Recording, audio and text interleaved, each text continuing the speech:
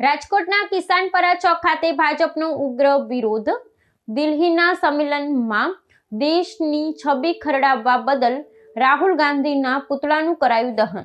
રાજકોટ શહેરના કિસાનપરા ચોક ખાતે ભારતીય જનતા પાર્ટી દ્વારા કોંગ્રેસ પક્ષના અગ્રણી નેતા રાહુલ ગાંધી વિરુદ્ધ સખત વિરોધ પ્રદર્શન યોજવામાં આવ્યું હતું. આ દેખાવ દરમિયાન રોષે ભરાયેલા શાસક પક્ષના કાર્યકર્તાઓ એકત્ર થઈ ભારે સૂત્રોચ્ચાર સાથે રાહુલ ગાંધીના પુતળાનો અગ્નિદાહ આપી પોતાનો ઉગ્ર આક્રોશ વ્યક્ત કર્યો હતો.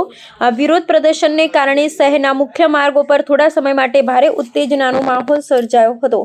નવી દિલ્હી ખાતે તાજેતરમાં આયોજિત કૃત્રિમ બુદ્ધિમત્તા શિખર સંમેલનમાં કોંગ્રેસ ને રાહુલ ગાંધી દ્વારા દેશની સ્થિતિને કથિત રીતે હાસ્યાસ્પદ ચિતરવામાં આવી હોવાના આક્ષેપ સાથે આ પ્રદર્શન કરવામાં આવ્યું હતું. ભારતીય જનતા પાર્ટીના સ્થાનિક આગેવાનોએ આકરા પ્રહારો કરતા સ્પષ્ટ કર્યું હતું કે વૈશ્વિક મંચ પર દેશની છબી ખરડવાના આવા નિંદનીય પ્રયાસોથી કોંગ્રેસ પક્ષ અને રાહુલ ગાંધીની રાષ્ટ્ર વિરોધી માનસિકતા ફરી એક વખત સખત સમગ્ર દેશ સમક્ષ ખુલ્લી પડી ગઈ છે. આ ઘટનાના ઘેરા પ્રત્યાઘાતો રૂપે શાસક પક્ષે આક્રમક વર્ણન અપનાવી માંગ કરી છે કે રાહુલ ગાંધીએ પોતાના આ કૃત્ય બદલ સમગ્ર દેશવાસીઓની સત્વરે માફી માંગવી જોઈએ.